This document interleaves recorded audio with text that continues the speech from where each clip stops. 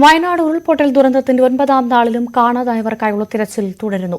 Mundakkai സൂചിപ്പാറയിലെ sunrise Valley, Soochipara വെള്ളച്ചാട്ടം, കാന്തൻപാറ തുടങ്ങിയിടങ്ങളിലാണ് തിരച്ചിൽ. വ്യോമസേന ഹെലികോപ്റ്ററിൽ വിവിധ സേനാ വിഭാഗങ്ങളാണ് പരിശോധന നടത്തുന്നത്. മൃതദേഹം കണ്ടുപിടിക്കാൻ വൈദഗ്ധ്യം നേടിയ കടാവർ നായ്ക്കളെയും തെരച്ചിൽ ഉപയോഗിക്കുന്നുണ്ട്. സൂചിപ്പാറ മുതലുള്ള 6 കിലോമീറ്റർ ദൂരത്തിലാണ് പരിശോധന. MG മിഥുന്റെ റിപ്പോർട്ടിലേക്ക്.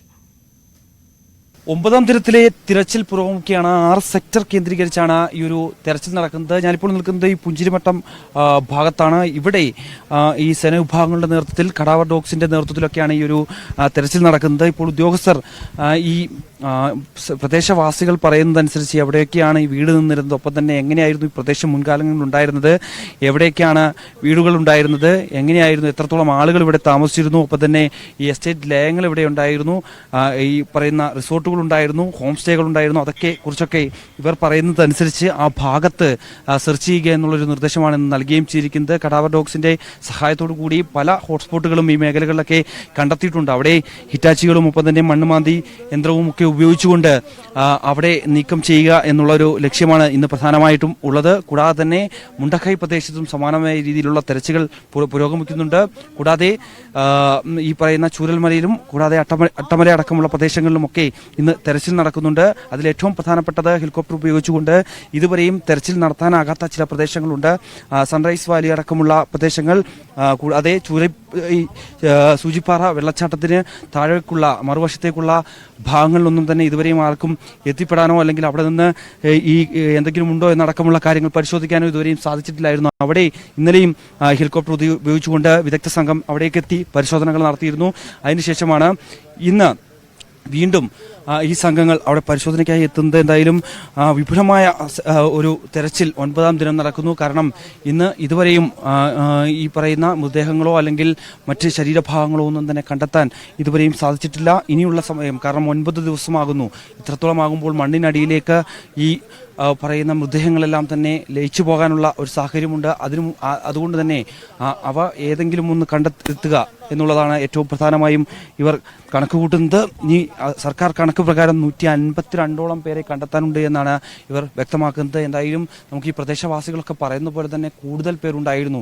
ഇതിനു മുകളിൽ കാണാതായവരുടെ എണ്ണം ഉണ്ട് എന്നാണ് അവർ പറയുന്നത്. കാരണം എസ്റ്റേറ്റ് തൊഴിലാളികളുണ്ടായിരുന്നു, എസ്റ്റേറ്റ് ലയങ്ങളിൽ താമസിച്ചിരുന്ന നിരവധി ആളുകളുണ്ടായിരുന്നു, പുറത്തുനിന്ന് വന്ന് താമസിച്ചിട്ടുള്ള നിരവധി ആളുകളുണ്ട്. ഇവരൊക്കെ തന്നെ ആരൊക്കെയാണെന്നോ ഇവരുടെ പേരുവിവരങ്ങളോ എന്നൊന്നും തന്നെ ഇതുവരെയും സർക്കാരിന് ലഭിച്ചിട്ടില്ല എന്നുള്ളത് തന്നെയാണ് ഏറ്റവും ദുഃഖകരമായിട്ടുള്ള കാര്യം. അതുകൊണ്ട് തന്നെ ഇനി ഈ ആളുകളെ കണ്ടെത്തുക എന്നുള്ളതാണ്, അല്ലെങ്കിൽ എത്രത്തോളം പേര് ഉണ്ട് എന്നുള്ളതടക്കമുള്ള കാര്യങ്ങൾ സർക്കാർ പരിശോധിച്ചു വരികയാണ്. അതിനുവേണ്ടി ഏറ്റവും പ്രധാനമായും അവർ ആശ്രയിക്കുന്നത് ഈ പ്രദേശവാസികളെ തന്നെയാണ്, ഇവിടെ താമസിച്ചിരുന്ന ആളുകളെ തന്നെയാണ്.